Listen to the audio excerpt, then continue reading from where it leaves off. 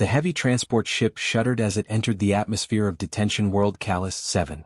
Inside the prisoner bay, 23-year-old Rachel Brooks stood with her wrists locked in electromagnetic shackles, still wearing her grease-stained engineering coveralls from the space station where she'd worked. The fuel residue on her clothes had been their so-called evidence. Evidence of sabotage they claimed she committed. Rachel knew the truth. She'd been set up by her Velthorian supervisors after discovering their illegal fuel-skimming operation. But when a human accuses a Velthorian corporation of fraud, nobody listens. When a Velthorian accuses a human of sabotage, the trial lasts 15 minutes. Around her stood creatures from dozens of worlds. A Kralvian war criminal with cybernetic implants. A Thesian smuggler covered in toxic spines. A Glorian assassin whose skin shifted colors with each breath. They all kept their distance from each other, radiating menace and violence. Yet somehow Rachel felt like she was the one they kept glancing at. Not with fear. With something else. Pity maybe. The transport doors hissed open, and guards started pulling prisoners out one by one. When Rachel's turn came, 4 guards surrounded her. Excessive, she thought, for someone who weighed barely 60 kilograms and had exactly 0 combat training.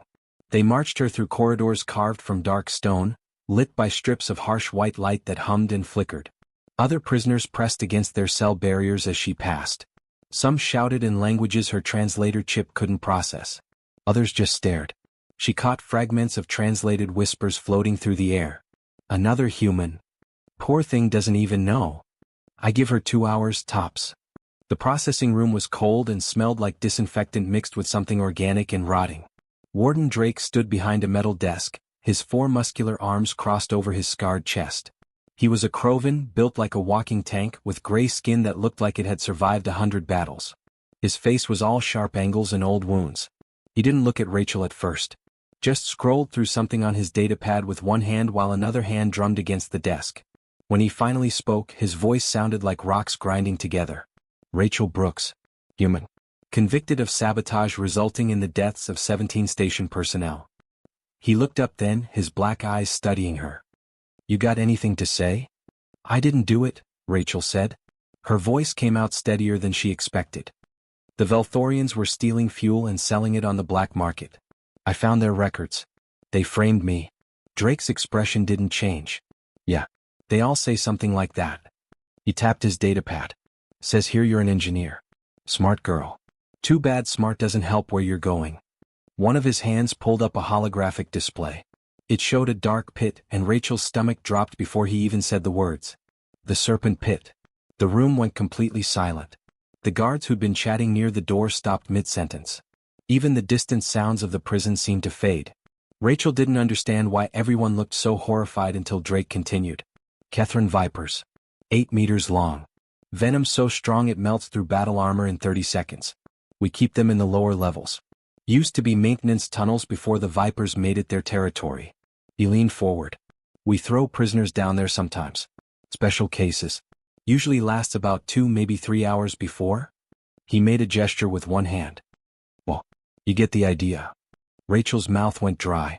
You're throwing me into a pit full of giant venomous snakes. That's the sentence. Drake almost looked apologetic. Almost. For what it's worth, kid, it's faster than most execution methods. The venom has neurotoxins.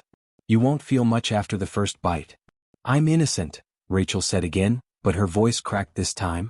Maybe you are. Drake stood up, all 4 arms gesturing to the guards. But I don't make the laws. I just enforce them. Take her. The walk to the pit felt both endless and far too short. Rachel's mind raced, searching for options, for solutions, for anything. She was an engineer. Engineers solved problems. There had to be a way out of this. But her hands were shackled, she was surrounded by armed guards, and she was being taken to a hole in the ground filled with massive venomous snakes. They passed other prisoners again.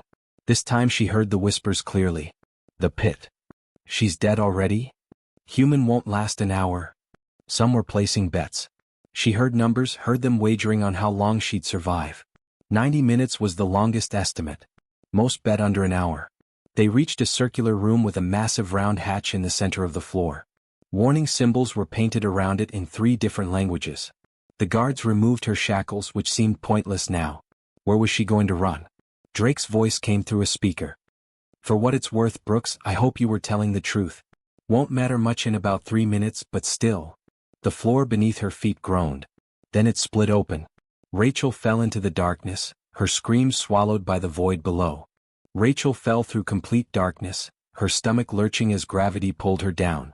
She couldn't tell if she was falling for 3 seconds or 30. The air rushing past her face smelled ancient and wrong, like decay mixed with something chemical. Her mind screamed at her to do something, anything, but there was nothing to grab, nowhere to go except down. Then she hit something that gave way beneath her impact. Not stone. Not metal. Something that crunched and shifted like dried leaves but thicker. The impact knocked the wind from her lungs, and for a few seconds she just lay there gasping, trying to remember how to breathe. Her ribs ached but nothing felt broken. Whatever she'd landed on had cushioned her fall enough to save her life. Above her, the hatch ground shut with a sound like a tomb ceiling. The last sliver of light from above vanished, leaving her in absolute darkness. Rachel's heart hammered against her ribs. She could hear her own breathing, quick and panicked, echoing off walls she couldn't see. Then, with a mechanical click and buzz, emergency lights flickered to life along the walls. They cast everything in a sickly green glow that made the shadows seem alive. Rachel sat up slowly, her hands sinking into the material beneath her. When her eyes adjusted, she realized what she was sitting on. Snake skin. Layers and layers of shed snake skin, piled meters deep. Some pieces were as long as she was tall, translucent and papery, with patterns still visible on the scales. Her engineering mind noted it automatically. These snakes were big. Really big. And they shed frequently, which meant they'd been here a long time. The chamber stretched out further than the green lights could reach, disappearing into darkness on all sides. She could see the shapes of old maintenance equipment scattered around, covered in dust and more shed skin. Broken pipes jutted from walls. This had been a maintenance tunnel once, like the warden said. Now it was something else. That's when she heard it. A sound that made every hair on her body stand up. The whisper of scales sliding across stone, coming from multiple directions at once. Slow. Deliberate. The sound something makes when it's not in a hurry because it knows its prey has nowhere to go. Rachel forced herself to stay still and look toward the sounds. At first she saw nothing. Then the eyes appeared. Dozens of them, glowing golden in the green light, reflecting like coins at the edge of the darkness. They were paired, unblinking, and they were moving closer. The first serpent emerged from the shadows to her left. It was massive, easily as thick around as an oil drum, sliding forward with muscular grace. Its scales were dark brown with black diamond patterns, and its head was the size of her torso. Then another appeared. And another. They came from everywhere, surrounding her, their bodies forming a living wall of muscle and scales. But the one that made her blood freeze came last. It was easily twice the size of the others, so large she couldn't understand how something that big could move so quietly.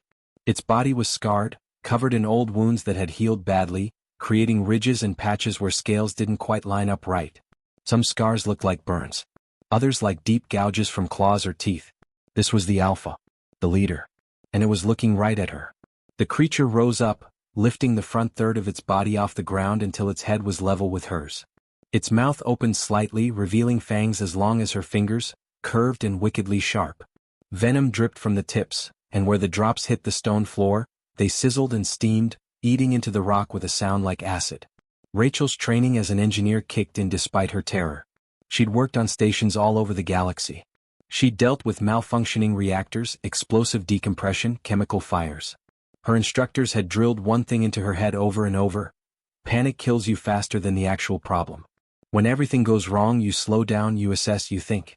So instead of screaming or running or doing any of the 1,000 things her body wanted to do, Rachel did something that probably looked insane. She slowly sat down cross-legged on the pile of shed skin, making herself smaller, less threatening. She kept her hands visible in her lap and took a slow breath to steady her voice. "Hey there," she said quietly. Her voice shook a little, but she kept talking. "I know this is your home. I didn't want to be here. I'm not here to hurt you or take anything from you." The alpha viper's head swayed slightly, its tongue flicking out to taste the air. The other serpents had gone completely still, watching their leader, waiting for some signal Rachel couldn't understand. She kept her eyes on the alpha but tried not to stare directly into its eyes. She'd worked with animals on Earth before college, had spent summers at her uncle's wildlife rehabilitation center. Direct eye contact was a challenge to most predators. She looked at its body instead and noticed all those scars again. "You've been hurt before," she said softly. "Those burns on your side, those look old. And that wound near your head, that never healed right, did it?" She could see how the scales had grown back wrong, probably causing constant irritation. "I'm sorry someone did that to you." The viper swayed, its head tilting slightly. Its tongue flicked out again, faster this time. The creature seemed confused. Rachel could feel her heart pounding, but she forced it to slow, taking deep, controlled breaths like she'd learned in her meditation classes. "Stay calm. Show no fear. Predators can sense fear." The massive serpent lowered its head slightly, moving closer. Close enough that Rachel could feel its breath, hot and smelling like copper. Its golden eyes studied her with an intelligence that surprised her. This wasn't just an animal. This was a thinking, aware being trying to figure out what she was. And for reasons Rachel didn't understand, it hadn't struck yet. Warden Drake started every morning the same way for the past 12 years. He'd grab his bitter Crovan stimulant drink, sit at his desk, and review the overnight security footage from the high-risk containment areas. It was boring work, mostly. Prisoners slept. Guards made their rounds. Nothing happened. The dangerous ones were locked down tight, and the really dangerous ones, well, they were usually dead by morning. He pulled up the Serpent Pit camera feed while taking his first sip, expecting to see what he always saw when they threw someone down there. Maybe some scattered remains. Maybe nothing at all if the vipers had been hungry enough. The cameras were mostly there for record-keeping, proof that the execution had been carried out. Drake took a long drink and almost choked on it. He coughed, sputtered, and stared at his screen like it was showing him something from another dimension. Then he set his cup down very slowly and leaned forward, all four arms bracing against his desk. The human girl was alive. Not just alive. She was sitting cross-legged in the center of the pit, surrounded by Kethran vipers. The massive scarred alpha, the one that had killed 6 guards during its capture 3 years ago, had its enormous head resting on the ground next to her. And the girl had her hand on its scales, moving slowly along the creature's neck, examining something near an old wound. She was humming. Drake could see her lips moving, could see the relaxed way she sat there like she was in a garden instead of a death pit. The other vipers were arranged in a loose circle around her, their bodies coiled but not tense. They looked almost peaceful.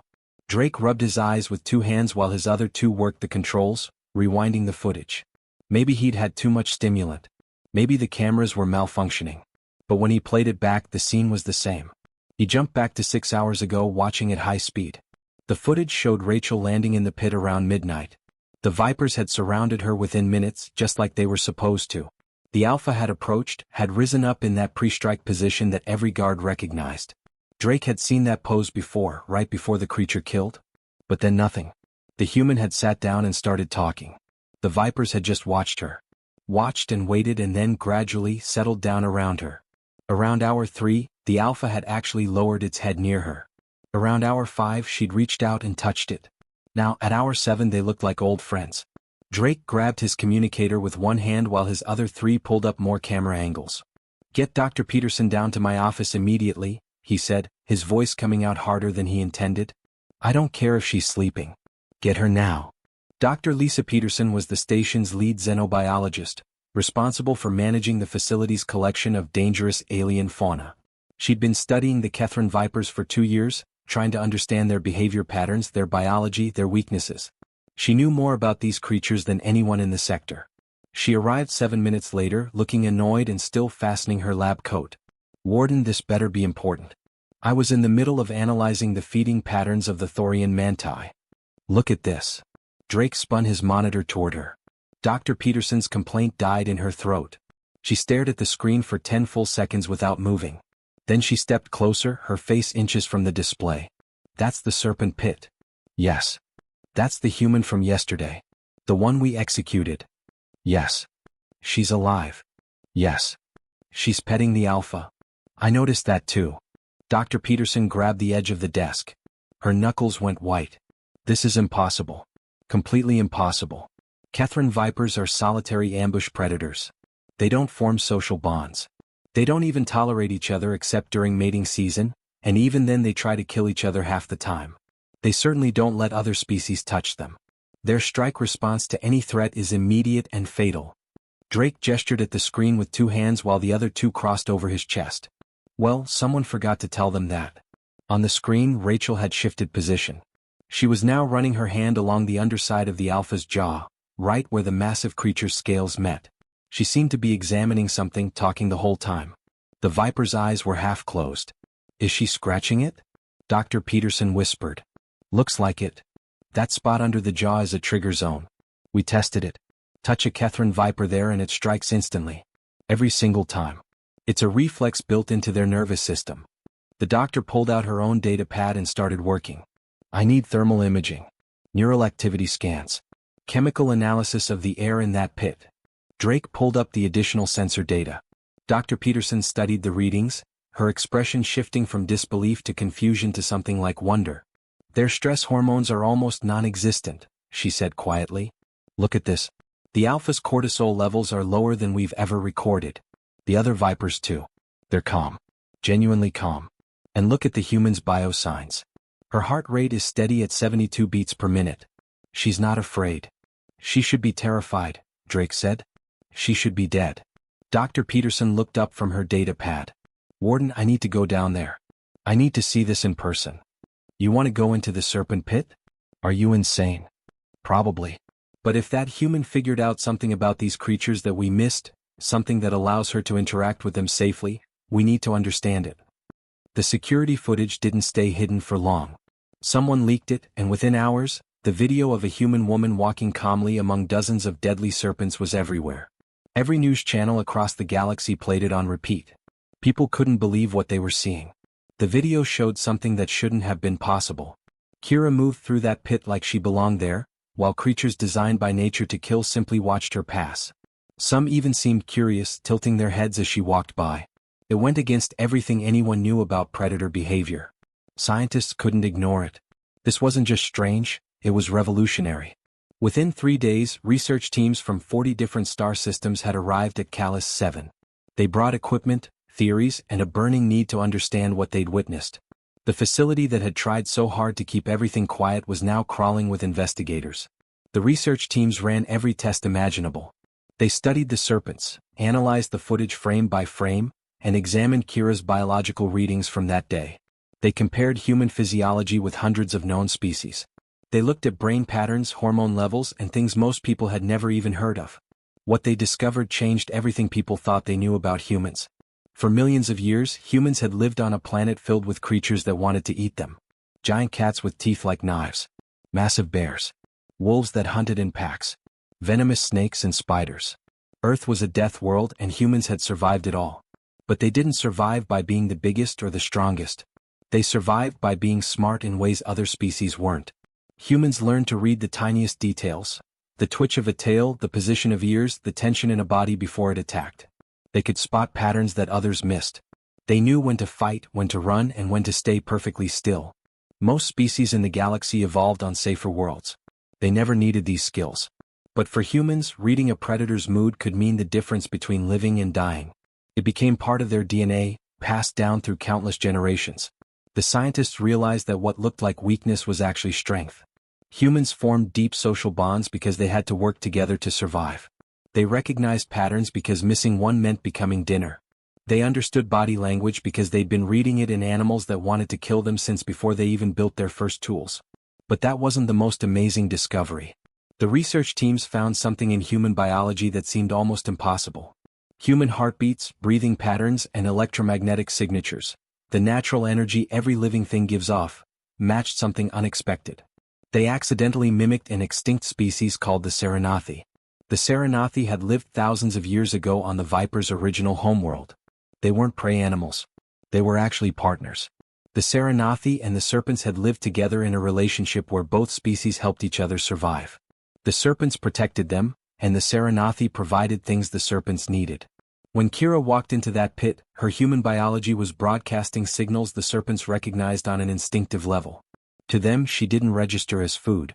She registered as something safe, something familiar, even though they'd never met a human before. Their ancient instincts told them she was a friend, not a meal. It was pure chance, an accident of evolution that happened across galaxies. But it explained everything. The investigation into Kira expanded into something much bigger.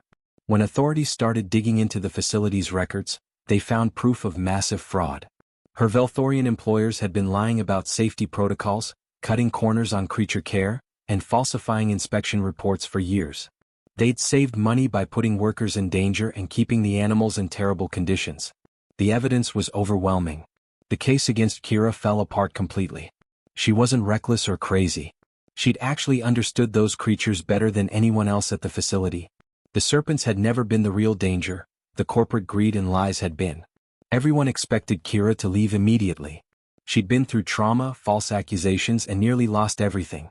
Any reasonable person would want to get as far away from Callus 7 as possible. But when the administrators told her she was free to go, she refused. She stood in front of the facility managers, the scientists, and the investigators and said something that surprised them all. Those creatures had been trapped in that facility for decades, living in inadequate conditions, treated as nothing more than products.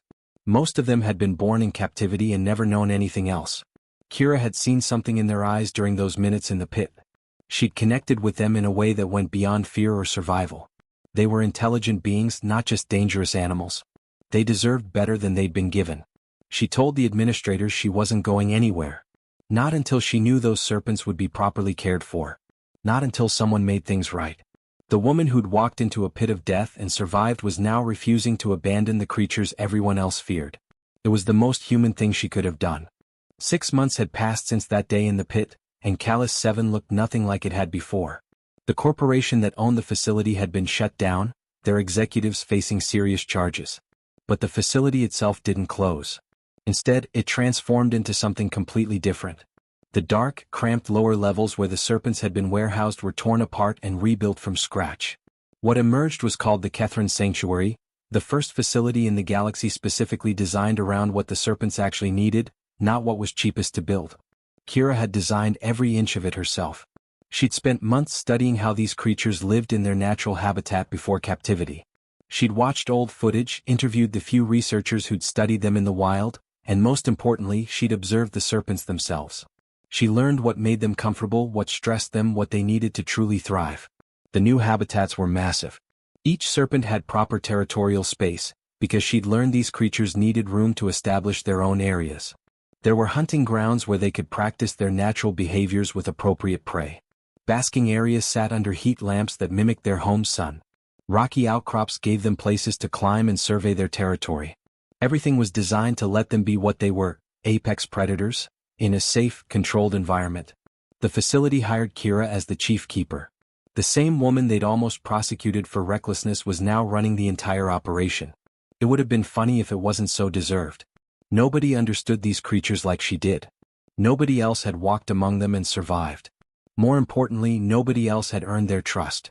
Every morning, Kira walked through the sanctuary checking environmental data on her tablet. Temperature, humidity, air quality, everything had to be perfect. But she didn't just rely on numbers. She watched the serpents themselves, reading their body language, noticing the small details that told her if something was wrong. The scarred alpha, the one she'd locked eyes with that first day, had become her constant companion. She'd named him Titan because of his size and the way he carried himself like he owned everything he could see. Titan followed her through the sanctuary like an enormous, deadly shadow. Other workers gave them a wide berth, still nervous despite months of seeing Kira work safely with the creatures. Titan wasn't aggressive toward the staff, but he wasn't friendly either. He tolerated them. But with Kira something was different. He'd rest his massive head on her shoulder while she worked. He'd follow her voice across the habitat. Sometimes she'd sit with him during her breaks, and he'd coil loosely around her while she ate her lunch and told him about her day. It should have been terrifying. It was actually kind of beautiful. The sanctuary had expanded its staff, but not with just anyone. Kira specifically recruited human handlers. She tried training workers from other species, but it never quite worked the same way. They could care for the serpents adequately, but they couldn't connect with them. They followed protocols perfectly but missed the subtle cues that made the difference between good care and great care. Humans, though, they got it. That evolutionary history of living alongside predators meant something. Human handlers could read the serpents' moods, anticipate their needs, and respond appropriately. They knew when a serpent was curious versus when it was irritated. They understood the difference between a warning and a threat. Other species had to memorize charts and guidelines. Humans just knew. Word spread quickly about what was happening at Kethran Sanctuary. The Galactic Zoo Federation showed up within weeks of the sanctuary opening. They represented thousands of facilities across hundreds of worlds, all trying to manage dangerous creatures from different planets. They'd heard about the human woman who'd revolutionized serpent care. They offered Kira millions of credits for her methods.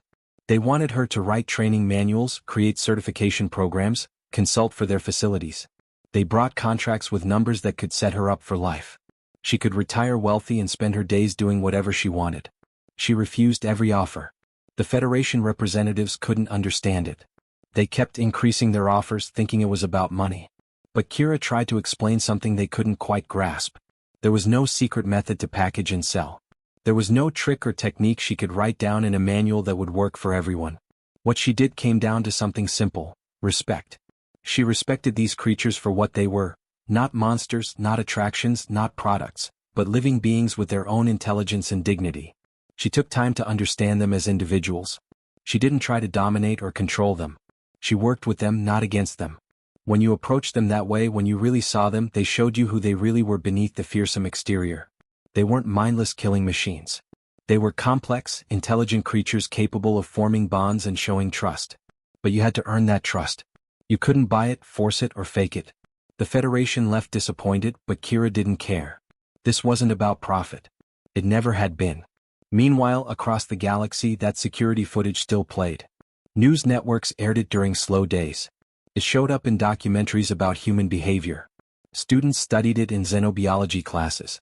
The image of a small human woman surrounded by massive venomous serpents, humming old Earth songs while deadly predators curled peacefully around her, had become iconic.